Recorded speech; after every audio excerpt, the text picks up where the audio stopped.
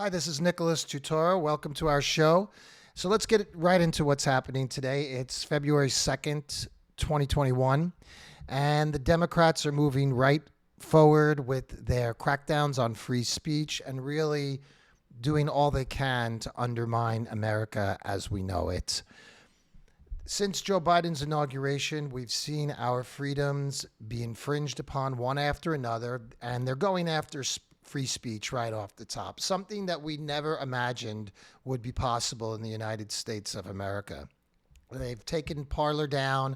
Amazon is not, they deplatformed Parler. Apple did. And a lot of people say, well, those are private companies, so they have the right to limit what's on their site, on their app, on their platform. But maybe technically, but we never dreamed that that was possible in America. We never dreamed that we had to make these protections around free speech because we never imagined that somebody would try to inhibit our free speech. The terms of service of Twitter and Facebook and Amazon and Apple may be one thing, but the terms of service of the United States are free speech. You have the right to free speech, and we intend to exercise that. The left closing down on free speech is also quite dangerous because the only speech that you have to censor is the truth. Jefferson said the answer to bad speech is more speech. So if somebody's putting out ideas that are inherently false and aren't going to stand up on their own, you don't have to worry about shutting them down because they'll collapse by themselves. But the only thing you do have to shut down is the truth. Falsehood will fall of its own weight. There's no need to censor it. But if you don't want the people to hear the truth, then that is what you have to censor. And they're going right ahead and doing it. Washington, D.C., they've turned it into an armed camp. There were 26,000 National Guard troops to protect Joe Biden during his inauguration. There's fencing all around the Capitol with razor wire fencing on the top, and the checkpoints are guarded by military. This is not America. And they're ginning up all this hysteria because they want to go after Trump supporters and people who disagree with them as domestic violent extremists. Domestic violent extremists. Jen Psaki had her news conference where she was talking about domestic violent extremists. And what is the domestic and violent extremists? Let's break it down. Domestic, well, that means us. Clearly, they're going after people who live within their own country. They've turned the entire apparatus. They want to flip the whole apparatus that we used to use to go after foreign terrorists who are endangering America to start to use on our own citizens. John Brennan, former head of the CIA, is on TV touting how they're going to synthesize this information and use it to go after domestic terror groups that he says are very much like Al-Qaeda and ISIS. It's absurd. He's likening Trump supporters to Al-Qaeda and ISIS and domestic terrorists. So domestic, they want to go after us, the people in the country. If you were an American and you grew up loving your country and believing that America was a free country, believing in the foundations of our country, now all of a sudden you're on the outside looking in at your own country because what used to be considered Americanism is now considered domestic terrorism. So they want to come after people domestically. Violent, they throw this word around, violent. Violence actually means physical violence, okay? But that's not what the left is talking about. They're talking about words. They're saying that words you use incite violence. Incitement of violence has an actual legal definition. It means, you're inciting somebody to have a weapon in their hand or they're on their way to commit a crime, and you're telling them, go commit that crime. Trump did nothing like that. At the Capitol protests, Trump said, march peacefully and patriotically and make your voice heard. And the FBI has revealed that they already had information that the riots at the Capitol were pre-planned. So it had nothing to do with what Donald Trump said. And let's face the facts, people. We all know the truth. If those riots would have happened, and even if Trump wouldn't have said anything, they would have blamed them for it anyway. So The left now calls everything violence. Any point of view that they don't agree with is violence, whether it comes to gender or the environment or race, anything, or political free speech, it's violence. Although they are all the time calling for violence and encouraging it. Kamala Harris, she was part of this fund that was bailing out people during the Antifa and BLM riots in the summer. And one of them, who was arrested twice at riots, was released again, last name Mosley, released and just was arrested again for committing crimes. So Kamala Harris, the left, they're actually actively involved in bailing out people who have committed property damage, violence, graffitiing everything, destroying millions of dollars in property, but yet they don't consider that violence. And then the last word in there that they have is extremism. So who defines that? Another just descriptive word, extremism. What's extreme to you might not be extreme to me, and vice versa. Is a person who was born a biological man who now calls himself a woman, is that extreme? Is it an extreme position to practice your religion? Is that going to be extreme? Is it as extreme to question the election irregularities? Is that extreme?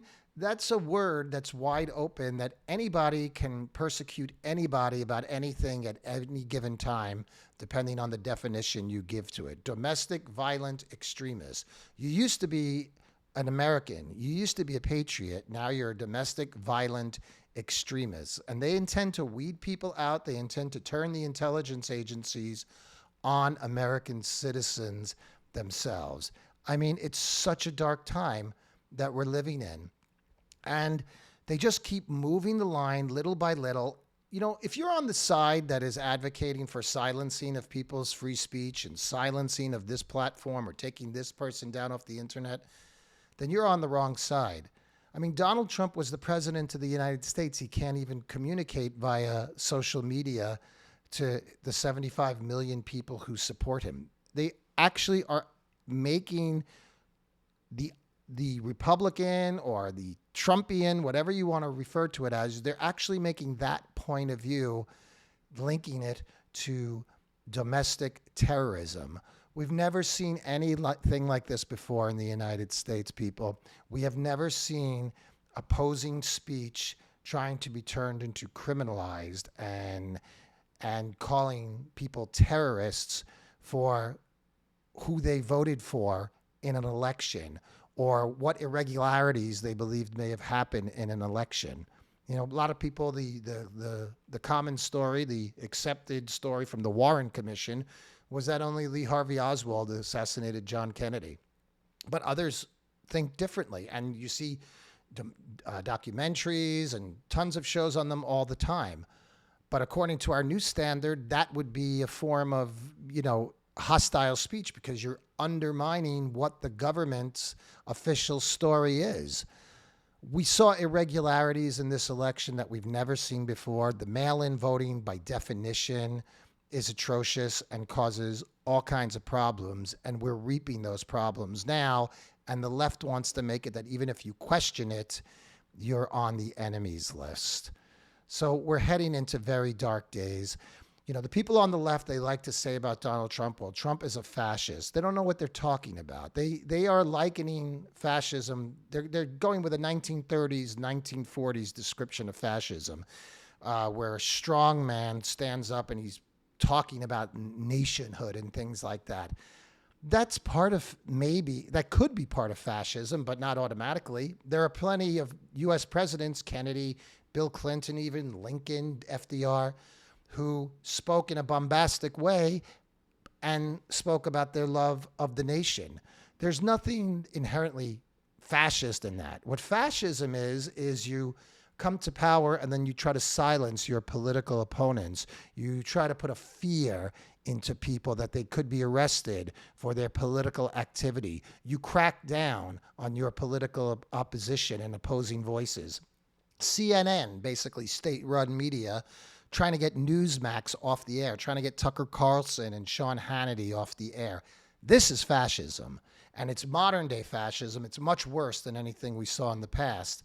because the nation state for these globalists doesn't exist anymore. The globalists are now the nation state. So they're preaching this one world philosophy, and if you don't buy into it, they're going to shut you down. They're going to silence you. You're going to have to sacrifice your own individuality for the good of the state in terms of things like climate change. It's the catch-all for everything, along with COVID. It's all about control. It's all about making you follow the globalist New World Order. But we're not going to do that. We're going to continue to speak out. We're going to continue to stand for American values, free speech, our founding principles, freedom of religion, the right to bear arms. These are the things that made America into what it is. And for all its faults, which truthfully aren't many, America didn't create slavery. America was born into a world where slavery already existed. And the phrase, all men are created equal, all people are created equal, appeared in the Declaration of Independence. That sentence and our loyalty to that has led to all people being free and all people having their rights. It takes time, but that high notion has created equality among people. And people are equal in this country. Everybody has different circumstances. You can't say this person's pain is more than another person's pain based on their race or their gender or anything. Nobody lives another person's life. You don't know what people go through. And for those of you on the left, I don't know what in the world you're thinking. When are you going to stand up for your fellow citizens? Are you going to stand by and watch your fellow citizens be persecuted? And please stop trying to slice and dice it semantically. Oh, it's not really an imposition on free speech, and it's not really the capital being militarized. It is. Open your eyes and look, people. Open your eyes and look. This fight's going to have to keep going every day, and we're going to be out there leading, making sure that America stays free for everybody. I'm Nicholas Tutora, and I'll talk to you again on another episode of Tutora Time.